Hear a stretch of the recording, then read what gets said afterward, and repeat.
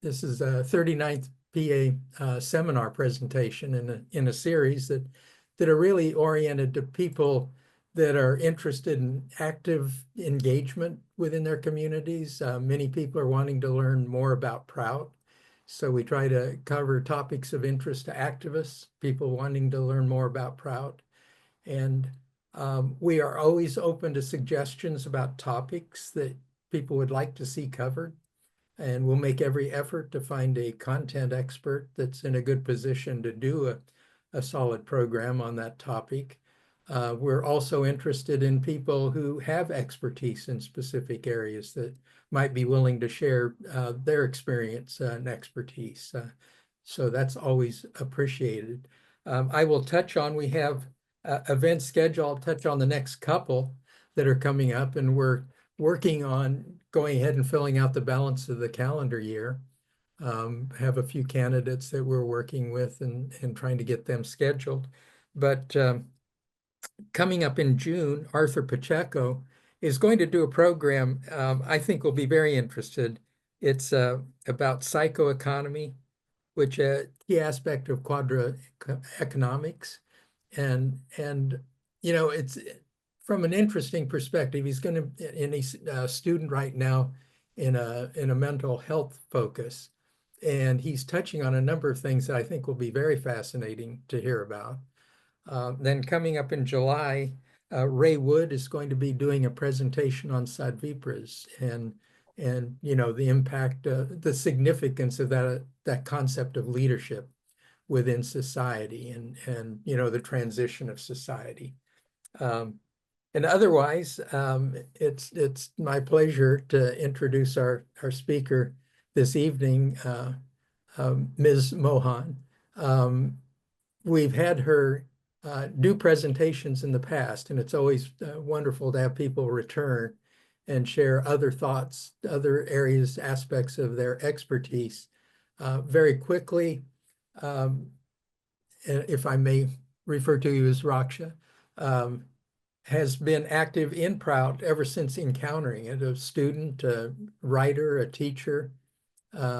So very involved. She serves on the PRI, the Prout Research Institute board in Asheville, North Carolina. She is one of the co-authors of a book. I will share this, and I encourage people to track it down. Climate Adaptation. This was published in conjunction with COP26, and her contribution, along with two other co-authors, is a chapter in that book, and in fact, the biggest chapter, about Prout and about some of the amazing work going on in Portugal right now. And so that's one thing. I think I may have mentioned earlier, her background is actually, she's a graduate engineer, has had a long career in software engineering. And in an effort to be, you know, more grounded in understanding economics, she's currently pursuing a master's degree in economics, and which I applaud and admire very much for that. But this evening, her program is Climate Change Adaptation through Economic Democracy. And so at this point, I will turn the program over to you. Thank you, John, for the introduction.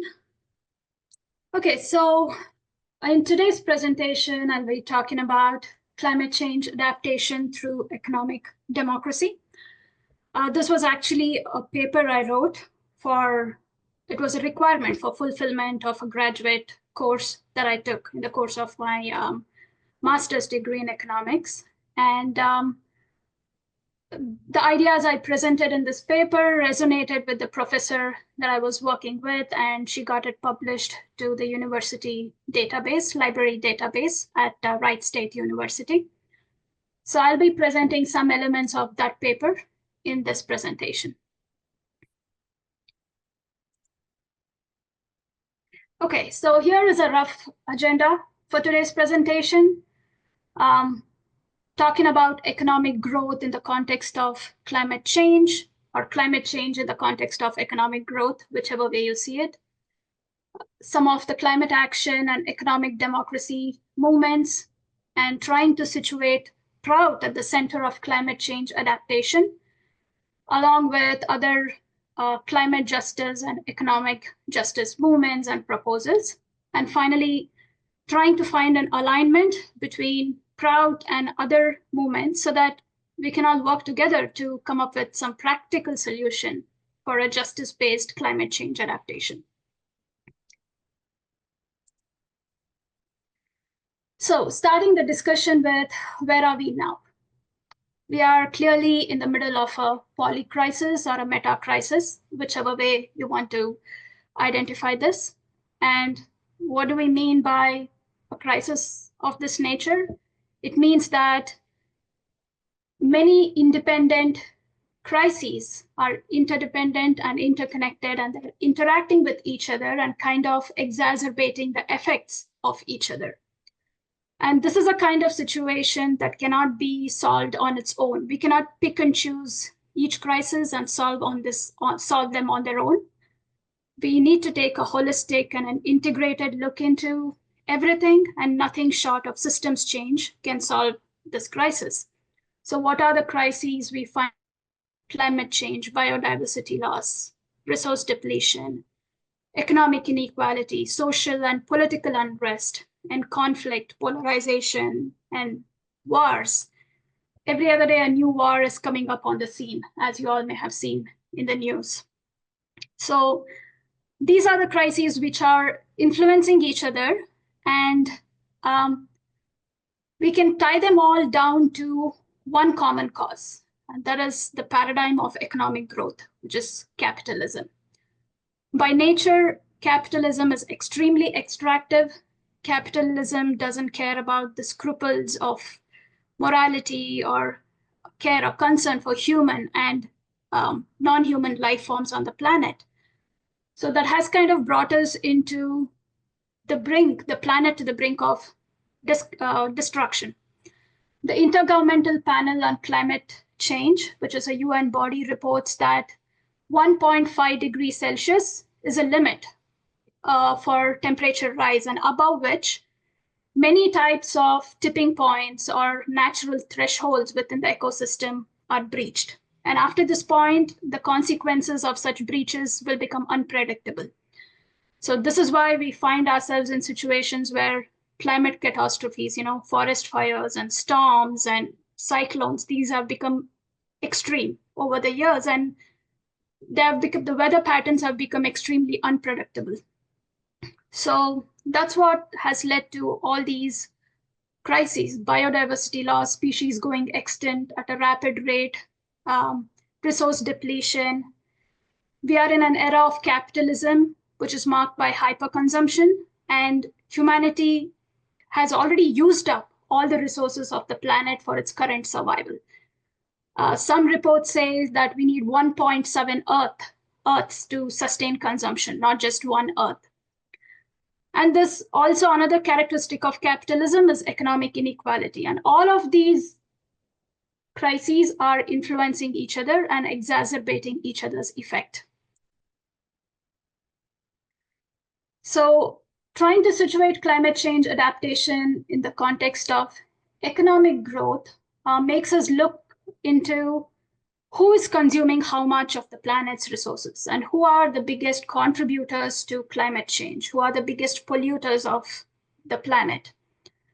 The Global Carbon Project, which is a research project which in collaboration with World Climate Research Program, they come up with data and statistics about carbon emissions. And as you can see from this picture, the biggest emitters of carbon dioxides in the West, we have the United States of America, China and India in the East, but they also have a huge population to feed.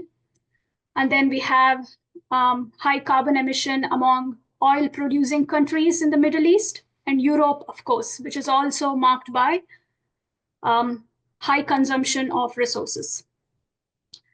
So Global Carbon Project was formed as an international science community to provide common baseline, or a mutually agreed upon knowledge base to support policy debate and action to slow down the effects of climate change.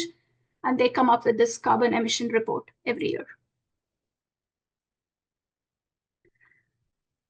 To emphasize again, some of the biggest contributors to anthropogenic climate change are developed and highly industrialized nations.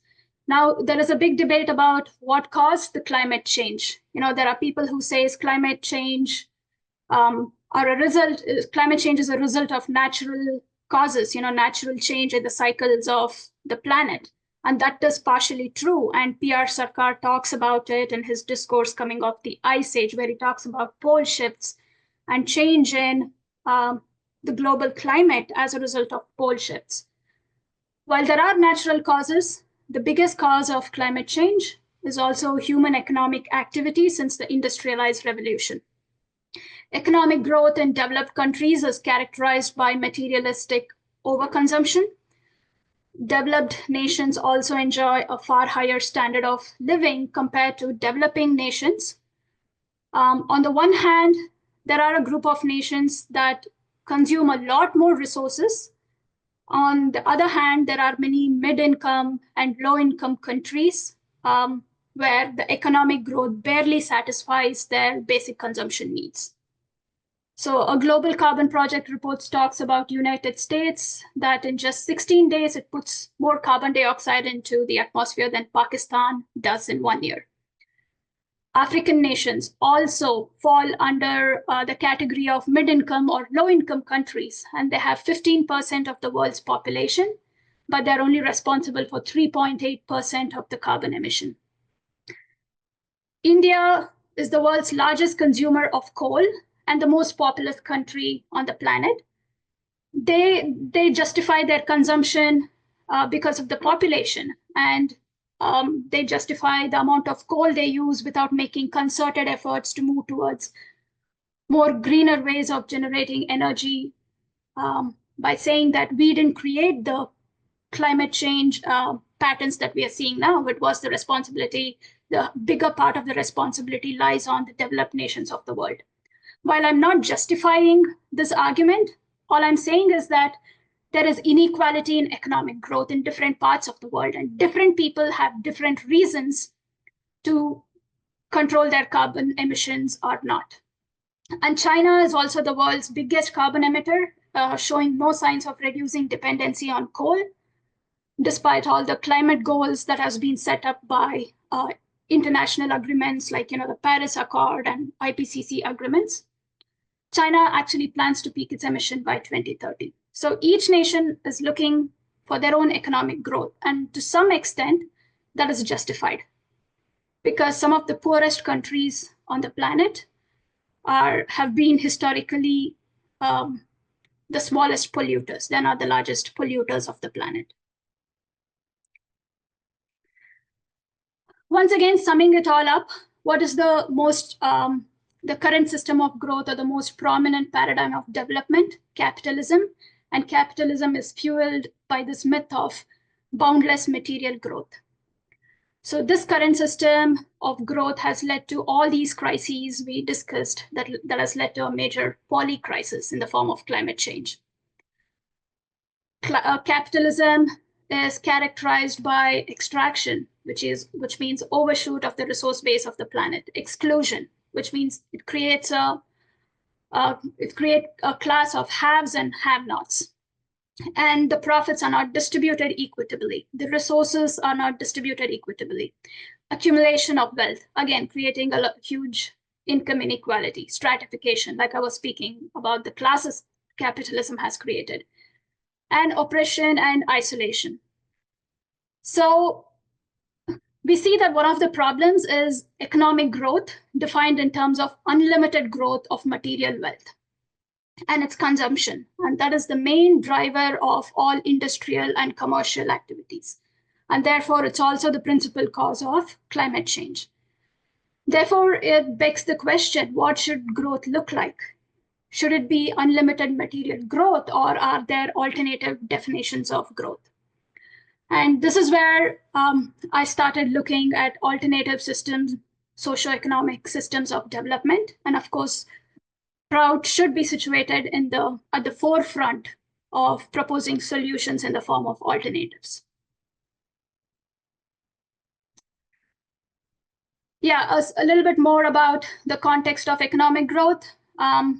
It's important to recognize that economic growth depends on biological inputs of the planet, and it must be situated within biophysical limitations of the planet. And economic growth should serve the people and must be situated in social and ethical context if it has to serve justice to everybody.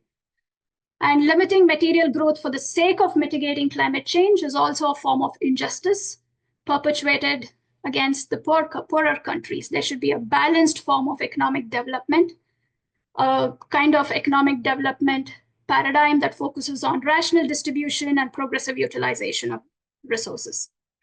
So when we are talking about situating economic growth within the biophysical and ecological limits of the planet, we come across various other suggestions like degrowth or steady state economics, which is essentially talking about limiting growth itself. But that may not be an ideal policy measure for countries that have already been excluded out of the economic growth defined by capitalism. So the poorer nations have already been excluded from enjoying the benefits of industrialization and rapid economic growth that justifies the wealth of the developed countries of the planet. So in order to provide equal opportunities to everybody, what we envision in the future should be based in justice. Climate change adaptation should be based in social and economic justice and also be placed within ecological and ethical contexts. That leads to the discussion of merging climate movements with economic democracy movements.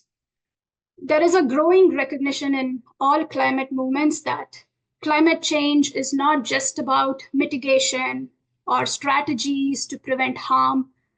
And it's also not just about ecological restoration or preventing the extent to which climate change catastrophes are affecting the planet. We are living in the middle of a climate change with unpredictable weather patterns, and we recognize that these unpredictable weather patterns affect the most vulnerable communities in ways they're not equipped to protect themselves. So climate change movements are talking not just about avoiding harms, but also sharing the burden of climate change. And climate change is actually not just about the climate anymore. It's used as an umbrella crisis that covers the social, economic, political, and ecological implications of climate change. So there are various ways in which we can enable a just climate change adaptation. Some movements talk about distributive justice, that is, limiting excessive consumption of a few to prevent overuse or abuse of the planet's resources. And at the same time, use those resources to support the development of the communities that are already vulnerable and that are already living in very precarious conditions and and do not have any capacity to protect themselves from the effects of climate change. Other ways of addressing just climate change adaptation is economic democracy, empowering local people and communities to manage their own resources. Communities are always better equipped to weather the shocks of climate change when they become empowered and manage their local resources and the economy themselves without economic plans being thrust upon them by external corporations or external development agencies like the World Bank or IMF, which control how they run their economy. So empowering local people is a very important part of just climate change adaptation. And climate science and academic researchers, they've all been drawing attention to this intersectional nature of climate change, the biodiversity loss, resource depletion that again affects economic inequality. And they've all been suggesting that climate solutions should arise from grassroots movement, from the bottom up. So this demands an integrated, holistic approach to replace capitalism, which is a current paradigm of development. And to do this, we need to redefine growth. We need to redefine ownership. We need to recognize that there is interconnectedness between one part of the planet to another part of the planet. There are no isolated systems when it comes to climate change. And look for people-centered and planet-centered development paradigms. And naturally, for Proutists, that leads us to Prout. But it's also important to recognize that there are other economic democracy movements and climate action movements that are adjacent to the Prout movement. They talk about the same things we are talking about, and we need to find commonality between these movements. So that led me to study a few economic democracy and Prout adjacent movements that are out there. I first went to solidarity economy and studying the cooperative movements. Solidarity economy is also this alternative socioeconomic model. It prioritizes justice, social welfare, cooperation, which are all some of the concepts within the progressive utilization theory also. It emphasizes shared prosperity, community empowerment, and practices like fair trade and ethical finance, etc. Along with solidarity economy, cooperative movements are a part of solidarity economy. I came across Climate Justice Alliance, and this is an organization that has been around since 2013, I think, and they have a just transition framework that aligns with many of the Prout values. And there are also economists and social scientists working in the area of just climate change adaptation. Pavlina Chernieva, one of those economists, she wrote a book, which is a very small primer and talks about the case for a job guarantee to empower communities to become resilient to climate change and climate change catastrophes. And there is another book, which was also a form of policy proposal that came on the aftermath of COVID. It is called A Democratized Work, the case for reorganizing the economy. And I'll be talking about it in some detail. So first talking about Prout and how it provides this kind of paradigm shift to redefine growth, to redefine what ownership looks like, and to redefine economic development. I've tried to capture it as a summary in this picture. In my paper, I've captured all the important aspects of Prout as an annotated bibliography of various Prout books and resources and policy papers that I could lay my hands on. And it runs for about 10 to 11 pages, but I'm trying to summarize it in 1 or 2 slides here. So what does the growth model in Prout look like? First of all, growth in Prout is a balance between material growth and a growth of non-material nature. There is an emphasis on physical, mental, and spiritual growth. So this itself, redefining progress and redefining growth in non-material terms, this itself has a very profound influence on the way we think about organizing our economies. This has a very profound influence on the way we utilize the resources of the planet. Infinite material growth within the finite boundaries of the planet's material resources, that is a myth perpetuated by capitalism, and that is not ecologically sustainable. So in Prout, growth is defined as physical, mental, and spiritual growth. There is no burden of excessive material growth to actually count as progress. So consumption in Prout, what does it look like? It is minimum requirements and maximum amenities. Minimum requirements ensures that everybody has basic requirements of life, and these amenities keep on increasing. And there are incentives for merit and hard work and special needs of the people. So this kind of production, this kind of consumption influences production. So this is the kind of production which is not determined by the markets. This is the kind of production which is not determined by profits in the market. Neither do state policies determine what should be produced and what should not be produced. And not everyone is mandated to consume and produce the same thing like in communism. Production is dependent on consumption, which has minimum requirements at the core of it. And so when we have this form of progressive and diversified consumption and production, production also increases opportunities for employment, creates local jobs and purchasing capacity. And increasing purchasing capacity is at the core of empowering humans to take control of their own economic lives. So increasing purchasing capacity naturally leads to increased consumption of output, and increased consumption of output produces more demand, and it leads to production. So without profit being the primary motive, consumption and production in Prout is happening to maximally empower communities. And this is what was presented in my paper. So that it doesn't look like socialism or degrowth or one of those other development paradigms which curtails the growth of human capacities. No, that is not what Prout is. Humans are encouraged to use their creativity to produce more things, but without leading to an ecological overshoot. They're encouraged to produce more things while being sustainable and while increasing the purchasing capacity for everybody.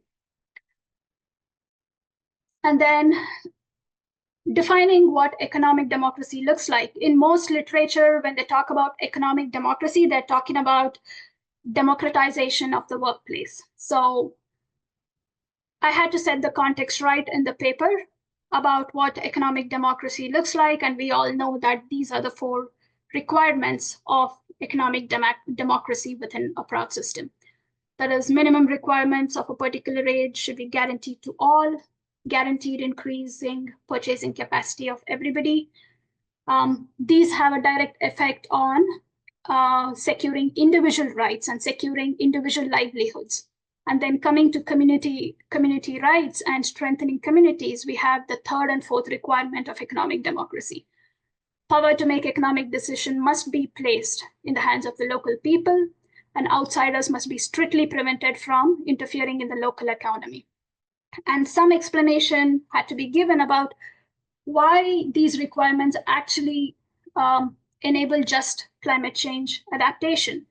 That's because self-sufficient and self-reliant local communities are enabled to face the shocks of climate change. They become more resilient, and when they have control over their own natural resources and with the knowledge of the natural resources in their own local region, they know how to build communities to weather the effects of climate change. So that was the intent of introducing economic democracy according to the Prout system. Then some other aspects that was introduced in the paper is purchasing capacity. Purchasing capacity is at the core of economic democracy within a Prout system. This is not the per capita GDP, per capita income. Neither is it the average of total wealth. Purchasing capacity is a measure of how a person's or a family's needs can be met through their income, and it can be a reliable index of standard of living. And within a Prout system, purchasing capacity is enhanced through guaranteed employment. This is enshrined in the Constitution as a fundamental economic right. Guaranteed purchasing power for all means that the governments need to take upon themselves to ensure employment opportunities to the people. So with this right, people will have the capacity to acquire their basic needs and amenities and enjoy economic security. And there has been proven research and studies that shows that enhancing household incomes and providing economic security has a proven effect of building climate change resiliency among communities. When each family, each household can take care of their needs, they also naturally become resilient to unpredictable nature of the climate change catastrophes. So full employment was emphasized in the paper. And of course, the objectives of economic democracies are achieved through the principles of decentralized economy within Prout. These are the 5 principles of decentralized economy that we all know: control of the resource base by the local people, production for consumption, not for profit, and emphasis on cooperatives. That is, production and distribution must happen through the cooperatives, and employment of local people and local economic enterprises, and regulation of markets by removing as many non-local commodities as possible. So all these things come together to ensure the requirements of economic democracies. So cooperatives play a vital role in this model. Cooperatives provide jobs to local people, and having jobs and having a purchasing capacity ensures resiliency to climate change, or provides people with the ability to tackle climate change catastrophes. And eliminating the profit motive, where production without a profit motive to secure the needs of the people first, also ensures that external corporations don't come and extract the natural resources of a region and exploit the local natural resources for profit. This naturally ensures efficient utilization of resources to meet the needs of the people first, and once again has implications on sustainable economic growth. So with this introduction in mind, or with this vision in mind, I went on to look into some of the movements and policy proposals that align with the vision of Prout. So Climate Justice Alliance has a just transition framework, which I'll be discussing. And some of the policy proposals like a case for job guarantee and democratizing work also serve the vision of Prout. So this was done to ensure that there is alliance building or movement building between different kinds of economic democracy and climate justice movements, and different kinds of policy proposals that serve the vision of Prout. So economic democracy is not just theory, it should be practiced. And to practice anything, or to implement economic democracy, principles of decentralized economy, we need allies. And this was an attempt to find allies and synthesize the commonalities between these movements and the vision of Prout. Prout also provides the framework, vision, or the political economy perspective that could be useful to these other movements also if we can reach out to them. Each of this movement can use the perspective offered by Prout as a grounding framework for the work they're already doing, and probably enhance the work they're doing. Climate Justice Alliance is one such climate movement, which has been around since 2013. It is a community-based, it has been working with frontline organization, mobilizing people in the process of climate change adaptation. So just transition is one of the main goals of Climate Justice Alliance. And as you can see, their goal, or the entire worldview of Climate Justice Alliance, is to transition from an extractive economy to a regenerative economy. And in the process of transitioning from an extractive to regenerative economy, justice should be embedded.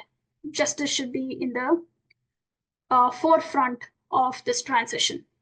So as you can see, at the center of both kinds of economy, well, be it an extractive economy or a regenerative economy, meaningful work is placed at the center of both kinds of economies. And making sure that this work is meaningful work that ensures cooperation, ecological and social well-being, environmental regeneration, and care for all the beings of the planet. That is the vision of Climate Justice Alliance, and that resonated very much with the vision of Prout also. And one important thing to mention is that this environmental justice movement grew out of a response to the system of environmental racism, in which the low-income communities and communities of color were disproportionately impacted by the negative effects of pollution and climate catastrophes and extractive industrial practices. So that led to the movement, and this actually grew out of the movement to ensure racial justice. So naturally, they're looking for a just climate change adaptation in this process. Here are some of the principles of a just transition framework that I thought resonates with Prout.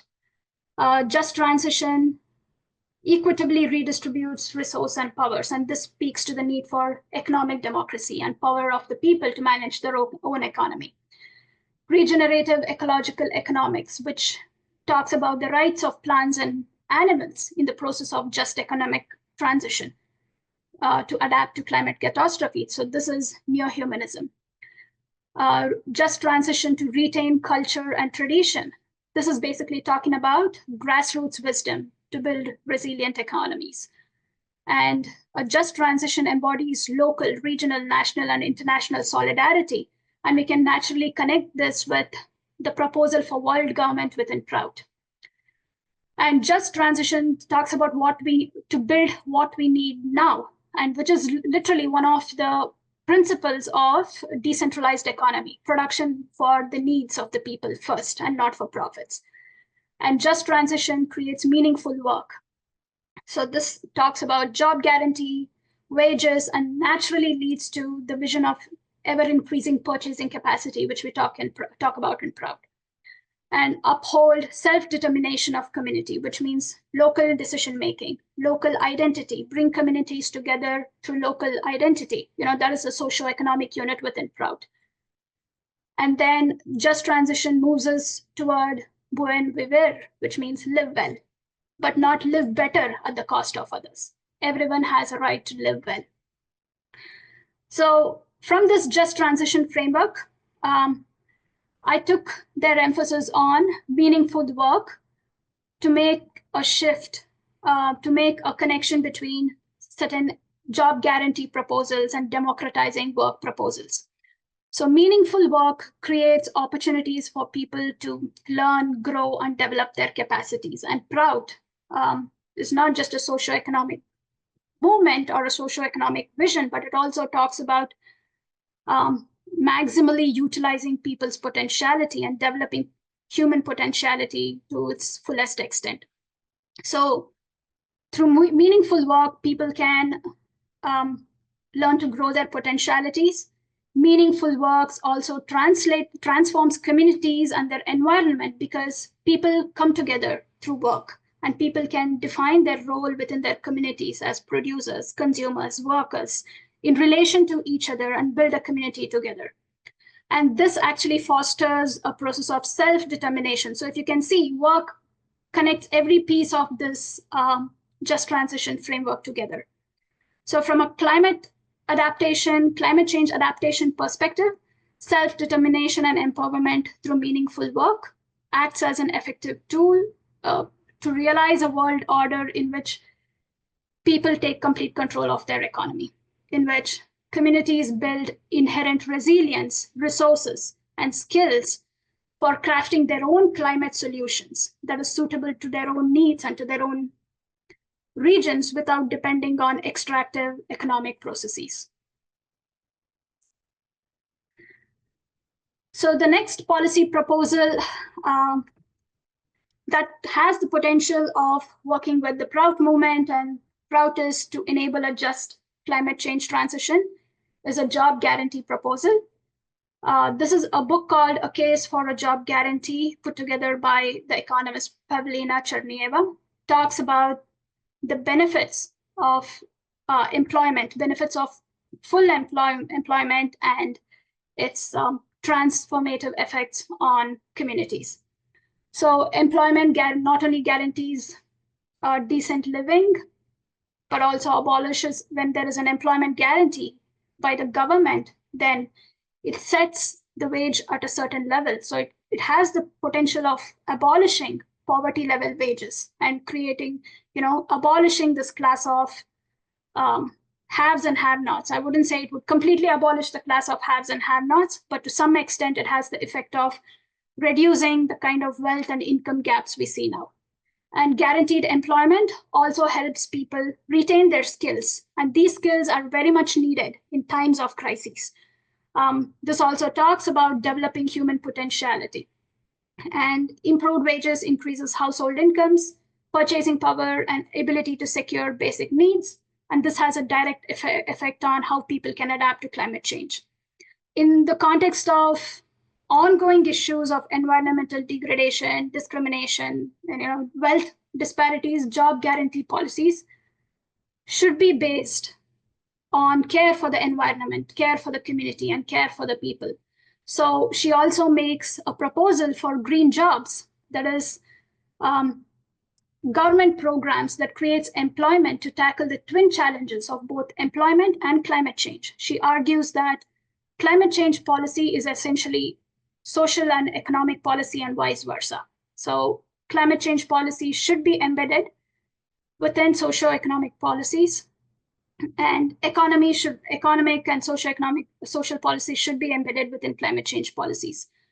And this is drastically different from organizing the economy from the perspective of neoliberal values of GDP growth, profit maximization, or per capita income, or whatever other economic indicators that economists look to define whatever they call as growth.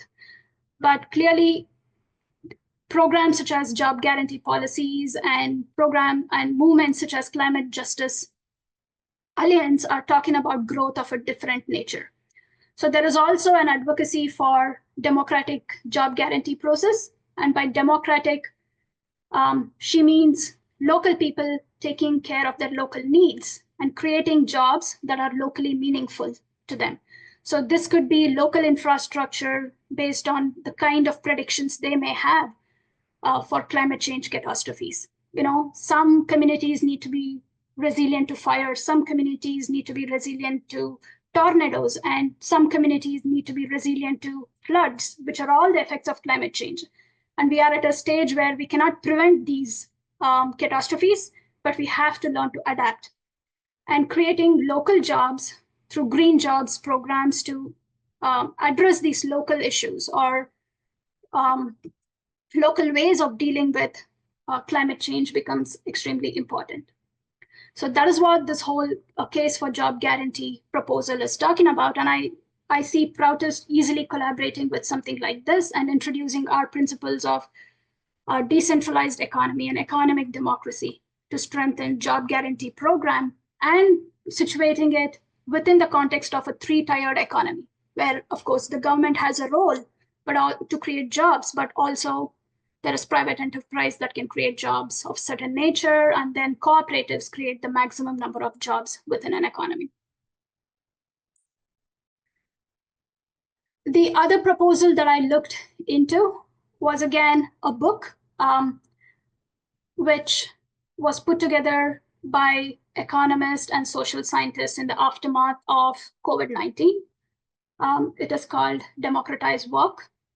So this book recognizes that work is central to life. We cannot escape work. Work is important to keep the life processes going. Work is important for social reproduction. During the years of COVID-19 pandemic, some of us had the privilege to quarantine at homes and work from home. We were still working, but there were others on the front line, performing essential work of caring for other people, caring for sick people, producing the food we eat and stocking shelves in the grocery, medical workers. So life went on despite quarantine, or despite lockdowns and all those things we're seeing in the COVID-19 pandemic. Life went on because somebody was working, and we call them essential workers. And these were the people who kept life going in the times of need. So this shows that work is essential for social reproduction. Just like in COVID-19, the times of the pandemic, we are living in a time of unpredictability of climate-related events. Life was very unpredictable during the pandemic, and life is going to become unpredictable because of climate change catastrophes. So this has ushered in a new era of uncertainty. And the uncertainty of climate change calls for rethinking how we organize work and how we ensure stability in the society. And that was the context for this book. It's basically a collection of essays from various academics, all of them women, who voiced their need to reorganize work. There was already a collective movement that was talking about the need to reorganize work, and they lent their voice to this collective movement. And this movement was based on the principle of democratization, decommodification, and decarbonization, which means environmental remediation. They advocated for all these three elements to be embedded in the process of reorganizing work and reorganizing the economy for a just climate transition. So the principles of organizing work for just transition. First is democratization of work.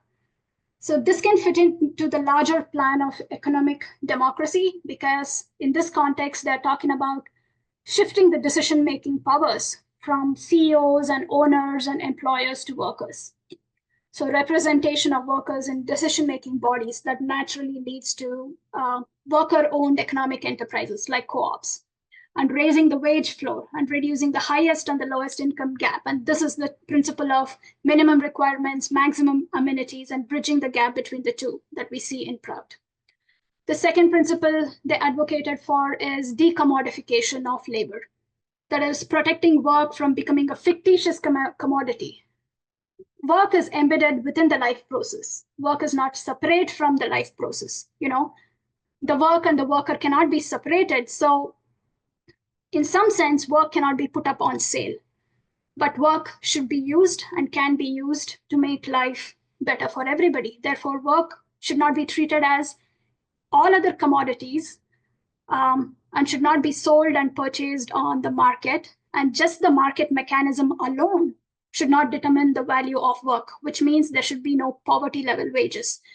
And essential work should be recognized and rewarded the way it should be rewarded. And also decommodification of work talks about transitioning to a green economy.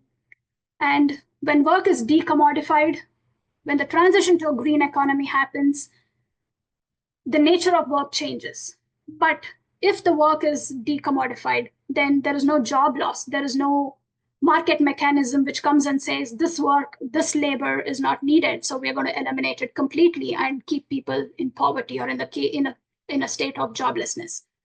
Decommodification offers certain job guarantees and job securities and changes the nature of work through skills training when a transition to a green economy happens, and it should happen. The third principle of organizing work for just transition is decarbonizing, which they also called as environmental remediation. So this principle advocates for demanding accountability and responsibility for carbon emissions from all kinds of economic enterprises. And economic enterprises should be compelled to decarbonize their process. And in this process, new kinds of work or new kinds of employment and technologies may be needed. So they should enable the workers to pick up these new skills and decarbonize their processes. Basically advocating for transition from environmental destruction models to environmental regeneration model. As we see, amid growing inequalities along gender, class, and racial lines in an extractivist economy, and with the implications of climate change, democratizing work has to include all these elements. It is not just about, democratizing the workplace and forgetting about everything else. All these things should come together and work well to ensure that there is economic democracy and also environmental remediation by ensuring meaningful work. So ultimately, the paper focused on, or I hope it got the message across about the focus of building alliances, a socioeconomic vision that was offered by Prout, a broad vision of including everybody in the paradigm of growth, which includes both progress of humans and non-human creatures of the universe. And then there were movements like the Climate Justice Alliance movements, and there were policies like the job guarantee policies and democratizing work policies. All of this can come together to enable a justice-based climate change adaptation. And the intent of this paper was to find an alignment between all the movements and the policy proposals, and also have this paper be a form of communication between all the movements and policy proposals. I guess with that, there should be a recognition of that economy should be embedded within the society and within the environmental context, and it's not the other way around. The society, people, and the environment is not present to serve the economy, but the economy should function to serve this other elements of life, like the society and the environment. And that is how justice-based climate change adaptation can happen. That brings me to the end of the presentation. And I think we have a few minutes for discussion and questions. Can I go? Oh, I think Prakash was first. Yeah, I'm sorry. Okay. I thought you might have said. You're already talking. You're already talking, Mark. Go ahead, Prakash. Okay, all right. Thank you, Shiraksha. That's wonderful. Just seeing how all those things align with what Prout are trying to accomplish. And when I was looking at the economic democracy model in Prout, I was thinking, oh, there's one thing that's missing, but it's implicit because it's the first principle of Prout, which talks about there being a limit on material accumulation. Yes. And ironically, the biggest obstacle to establishing economic democracy in the current world is the fact that we basically prioritize unlimited accumulation. Mm-hmm. So every one of these movements that we're talking about, the biggest obstacle to accomplishing the vision is the fact that we don't have the power at this point to actually create a world where we can put limits on the accumulation of wealth. And interesting, in the 1930s, one of the things that made the New Deal so powerful and successful in many ways is that it had a 90% plus marginal tax rate. So there wasn't a limit on accumulation of wealth in terms of principle, but in practice, because of that high tax rate, that's what we had. So the people who were advancing from the end of the Second World War up to 1980, the fastest were the people who were the poorest. And the people who were advancing the slowest were the wealthiest. And now since 1980, it's completely flipped. And we're seeing why we need these models, and those models need to include both the recognition that we have a finite material world, but people as spiritual beings have an unlimited longing. And so if we don't talk about spirituality, we don't know how we can challenge that drive for unlimited material accumulation. So that would add a lot of strength to all of these movements. Agree with you, Prakash, and that's why I was emphasizing on redefining what growth looks like. Capitalism doesn't even talk about spirituality. So it's all about the next fancy, piece of jewelry I buy or a fancy gadget I buy that brings happiness. So talking about redefining growth and also redefining the metrics through which we measure growth. I don't know how you would measure spiritual growth, but when you say purchasing capacity for all, that actually says everybody's basic needs are met, so they have an opportunity to move ahead in life and to grow spiritually and intellectually. That probably offers some starting point to recognize, to reduce the kind of inequalities we are seeing now. Also, I think we would have much fewer hours we would need to work to attain our minimum necessities. Yes, I didn't go over all of that in my presentation, but when you see all these policies, right, like job guarantee policy, and when you see even this democratizing work policies, they do talk about progressive workplaces where the working hours are reduced significantly. Yeah. Okay, Mark Friedman. Thank you.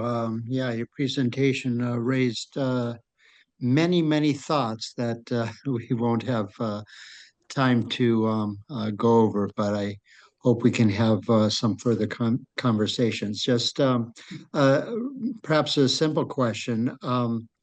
You seem to imply that climate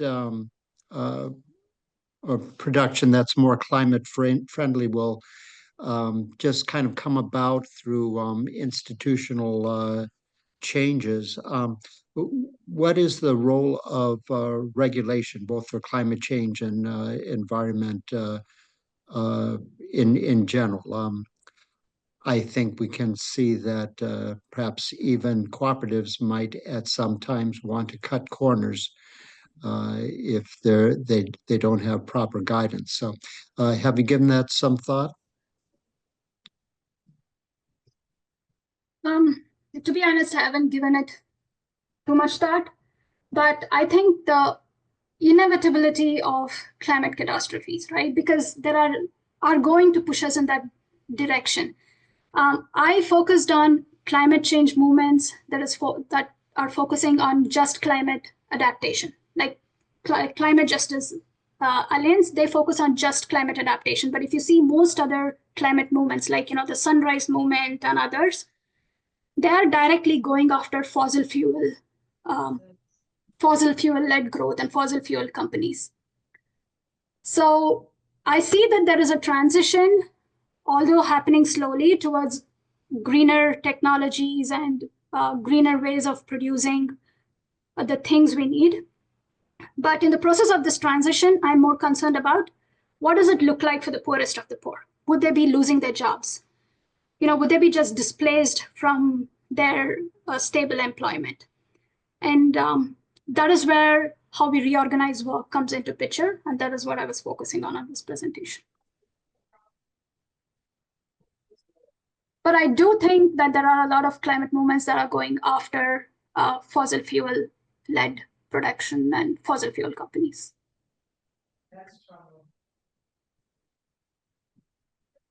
It seems like you make a strong case for, the concept, and it seems to be shared across a number of different approaches of full employment. And it looks like the case could be made that, in effect, government can almost be a last recourse employer that can implement programs like you were saying, or some of the organizations were proposing. It almost sounds like a revisitation of the New Deal programs, like the CCC camps, where much of the national park infrastructure and a lot of other things were built by people, massive unemployment during the Great Depression. Is that kind of one of the things that you're seeing that seems to be across a lot of these approaches? At least in the job guarantee program, she's talking about that. She's talking about creating green jobs because that is becoming the need of the hour. And the green jobs could be something like CCC, where jobs are created to build climate resilient infrastructure. In fact, there is a job guarantee program in India, Mahatma Gandhi Rural Employment Guarantee Scheme. And they are talking about creating providing guaranteed rural jobs and kind of modifying those jobs to serve the needs of the community to build climate resilience. So that is where she brings in this concept of green jobs in her job guarantee proposal.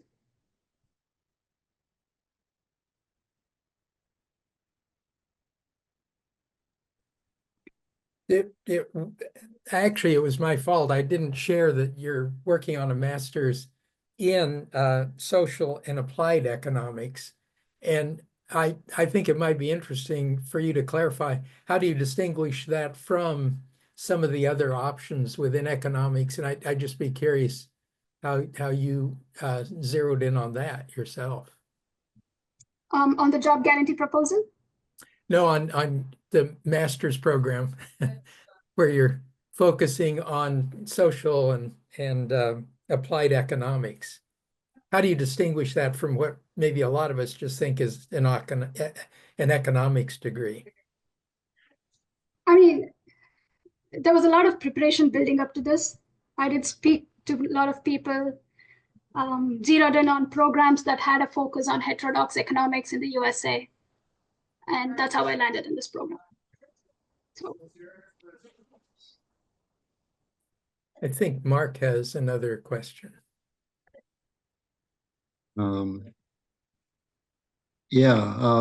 Feel free to cut me off at any point. I don't want to deprive anybody else. But as I said, your presentation just raised lots and lots of thoughts.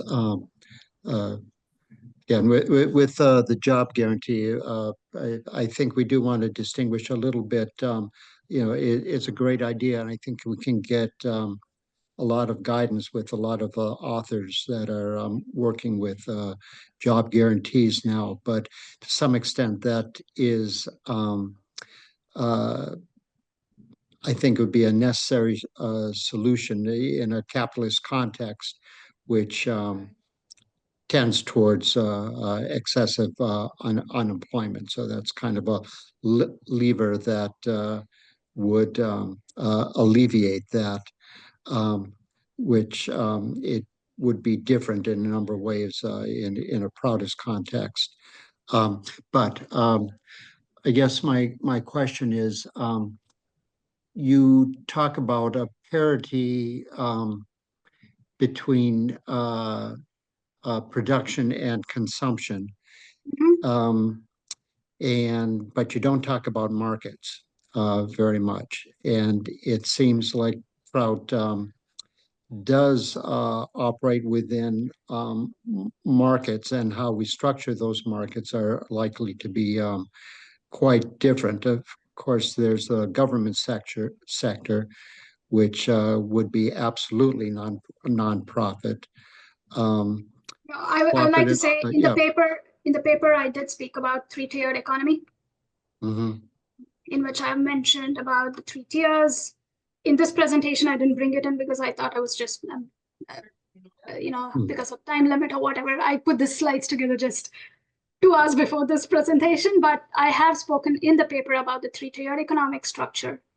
And the government sector is run on the no profit, no loss basis. And in fact, I've spoken about this to make a distinction between communism and Prout, right? Mhm.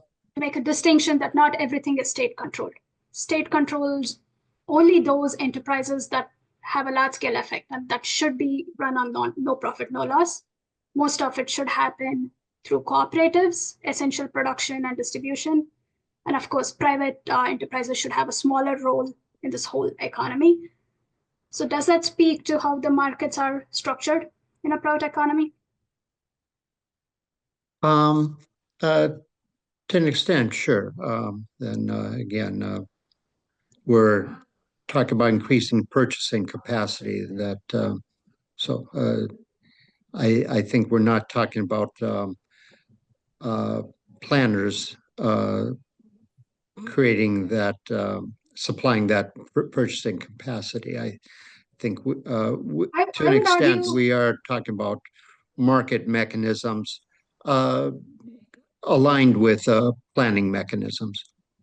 I would argue that the principles of decentralized economy feed that goal of increasing purchasing capacity.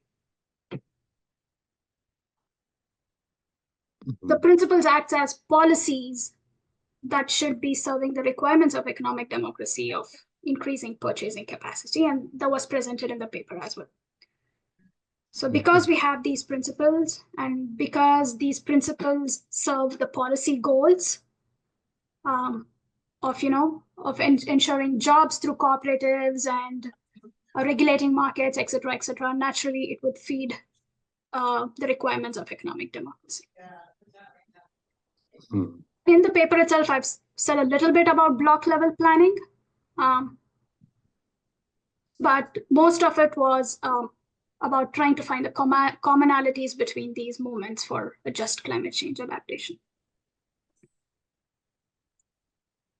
Okay, thank you.